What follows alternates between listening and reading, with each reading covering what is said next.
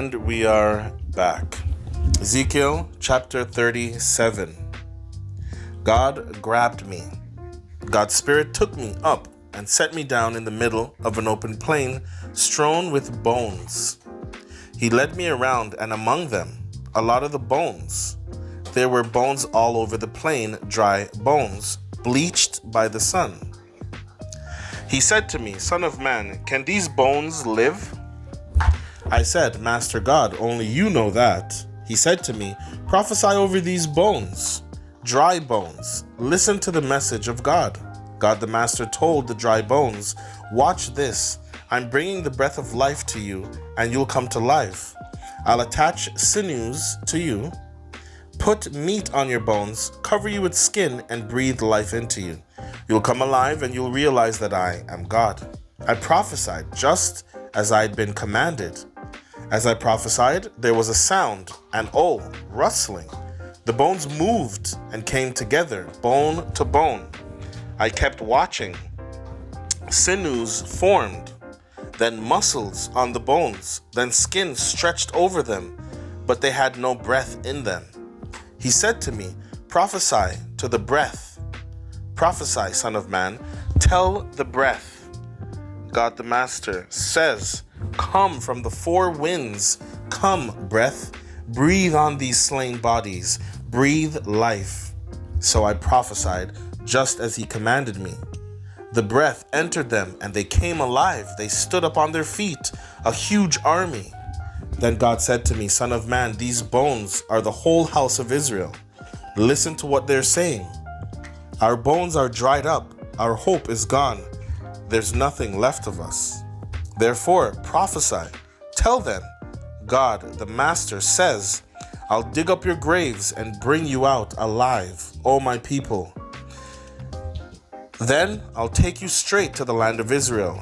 When I dig up graves and bring you out as my people, you'll realize that I am God. I'll breathe my life into you, and you'll live. Then I'll lead you straight back to your land, and you'll realize that I am God. I've said it, and I'll do it. God's decree. God's message came to me.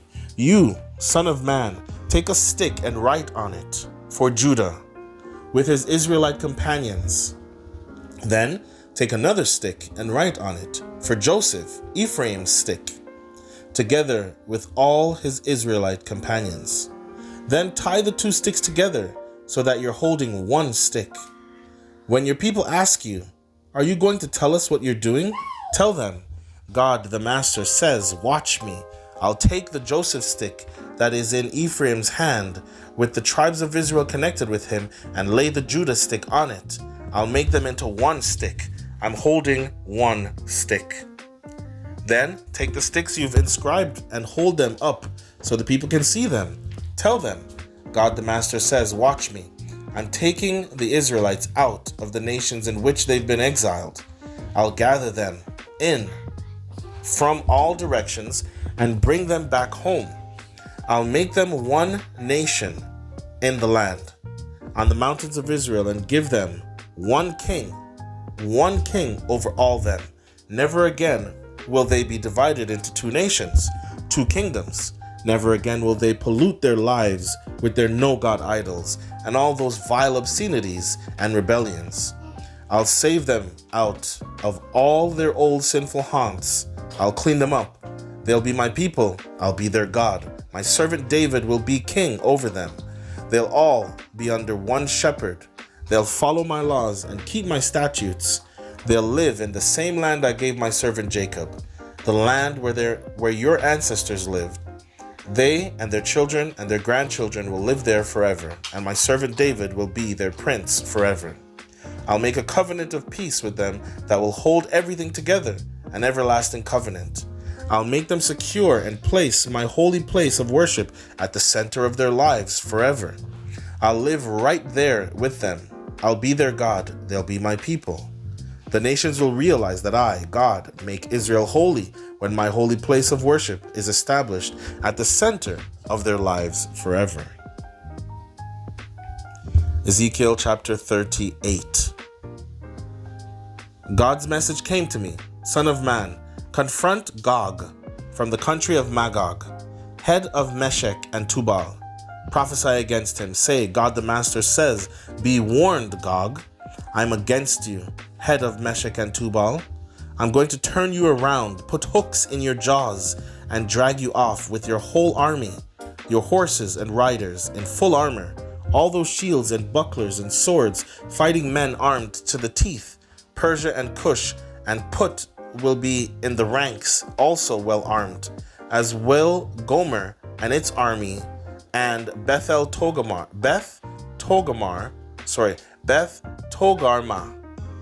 out of the north with its army. Many nations will be with you. Get ready to fight, you and the whole company that's been called out. Take charge and wait for orders. After a long time, you'll be given your orders. In the distant future, you'll arrive at a country that has recovered from a devastating war. People from many nations will be gathered there on the mountains of Israel. For a long time now, a wasteland. These people have been brought back from many countries and now live safe and secure. You'll rise like a thunderstorm and roll in like clouds and cover the land. You and the massed troops with you. Message of God the Master. At that time, you'll start thinking things over and cook up an evil plot. You'll say, I'm going to invade a country without defenses, attack an unsuspecting carefree people going about their business, no gates to their cities, no locks on their doors, and I'm going to plunder the place, march right in and clean them out.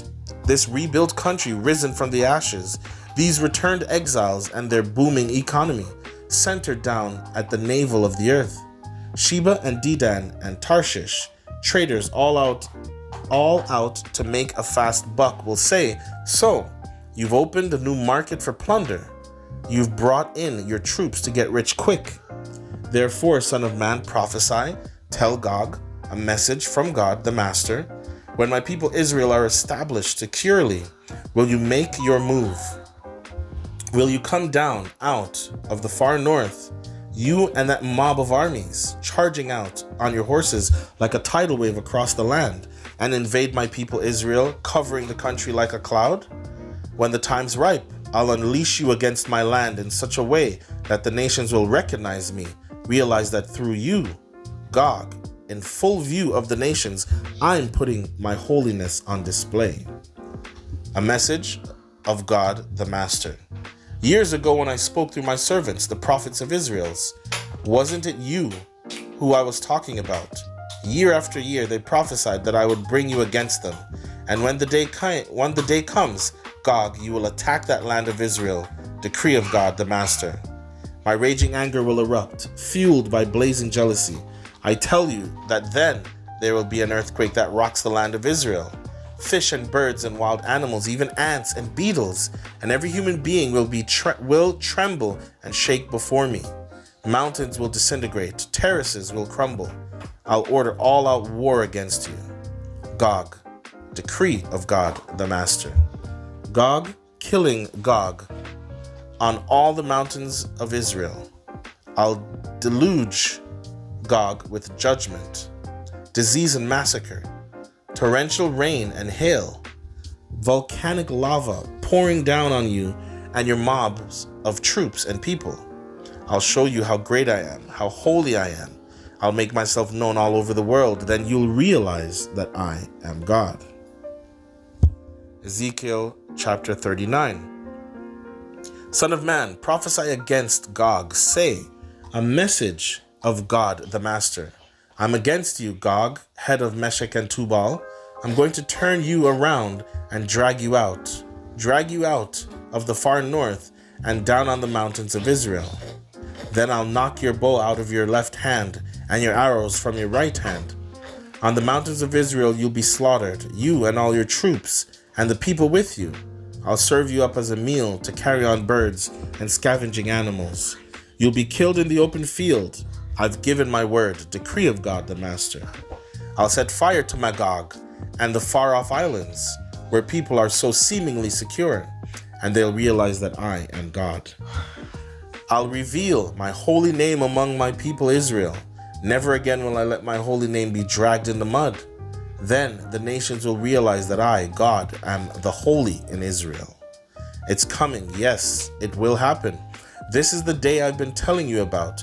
People will come out of the cities of Israel and make a huge bonfire of the weapons of war, pulling on shields large and small, bows and arrows, clubs and spears.